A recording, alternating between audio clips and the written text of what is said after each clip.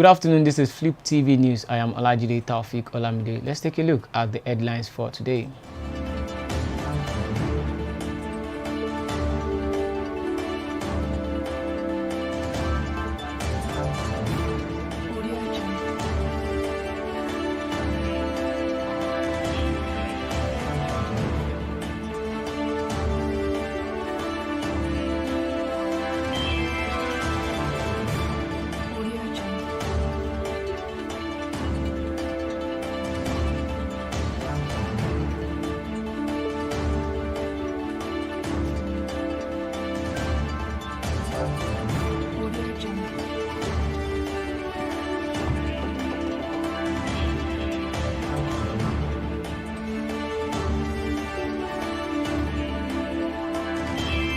Now to the news in details. The candidate of the People's Democratic Party, PDP, Alhaji Atiku Abubakar, his counterpart in the Labour Party, Mr. Peter Obi, have accused the president-elect, Asiwaju Bola Tinubu, of deliberately avoiding petitions they filed to nullify his election. Consequently, the duo have reapproached the Presidential Election Petition Court, sitting in Abuja with ex-parte applications seeking to be allowed to serve the petitions on Tinubu through substituted means. It will be recalled that Tinubu, who was on March 1 declared as the winner of the presidential election, is currently out of the country. In the applications before the court, Atiku and Obi decried that all effort to effect personal service of their petition on him proved abortive. Meanwhile, owing to an affidavit of urgency that accompanied the motion's ex parte, the court said it would hear Atiku and Obi's application by 11 a.m. today. Recall that the Independent National Electoral Commission, INEC, had declared Tinubu of the ruling All Progressives Congress, APC, as winner of the presidential poll ahead of 17 other candidates that contested the elections. After securing a total of 8.7 million votes to defeat Atiku, who polled a total of 6.9 million votes, and Obi of the Labour Party, who came third with a total of 6.1 million votes. The Labour Party in Ogun State has warned the Independent National Electoral Commission, INEC, against issuing a certificate of return to the governor of the state, Dapo Abiodun, for a second term. The party also called for a rerun of the governorship election held on March 18, saying it is rejecting Abiodun's victory. The INEC returning officer for the governorship and state assembly election in the state, Professor Kayode Adeboale, had on Sunday declared Governor Abiodun of the All Progressives Congress as the winner of the election. Adeboale said Abiodun polled a total of 276,298 votes, while Ladi Adebutu of the People's Democratic Party scored 262,383 votes and was the governorship candidate of the African Democratic Congress. The party, in a statement signed by its caretaker committee chairman Lukman Jagun, after his executive meeting, said that the election which brought Abiodun as the winner was characterized by evidential cases of disruption of voting, ballot box snatching, burning of ballot papers in opposition stronghold, and manipulating the voting and collating process. The Labour Party described the declaration by the INEC as a premature declaration that is clearly against the prescribed electoral rules. The Abia State Governor-elect, Alex Oti, has said he will cut cost of governance by using the model of the Labour Party presidential candidate Peter Obi as then governor of Anambra between 2006 and 2014. Oti, who was declared winner on Wednesday, held that appointing 12,000 personal assistants and special assistants who basically don't have an office creates a problem for oneself. Meanwhile, the governor-elect has appealed to those who had amassed public funds to return it, noting that the resources and time required to pursue looters were not worth it. Governor Nyesom Wike of Rivers State has said that the People's Democratic Party National Chairman Iyorchia Ayu should be suspended from the party.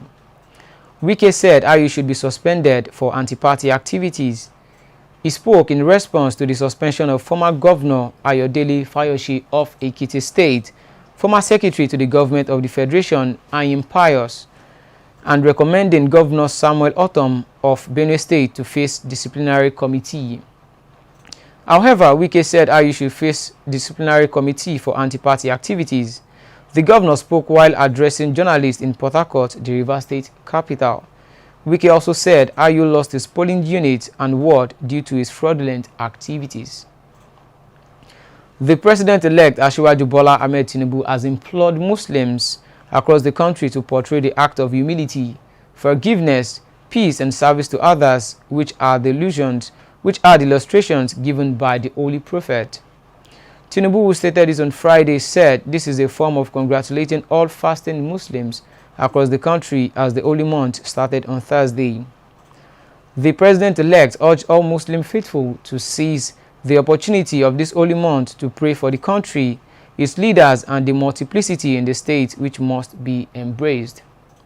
Also, the presidential candidate of the People's Democratic Party (PDP), Alhaji Atiku Abubakar, in his Ramadan message, reminds the Muslim to sacrifice and piety in worship to God, which he said were principles of the holy month. In sports, the Super Eagles look to extend their strong start to the qualification race for Côte d'Ivoire 2024 African Cup of Nations when they face the Jutus of Guinea-Bissau today at the MKO Abiola Stadium, Abuja. Nigeria started the campaign for a 20th Africa Cup of Nations appearance by defeating Sierra Leone in a 2-1 at the same MKO Abiola Stadium and followed up with another strong performance as Victor Osimhen scored 4 goals in a 10-0 victory against Sao Tome.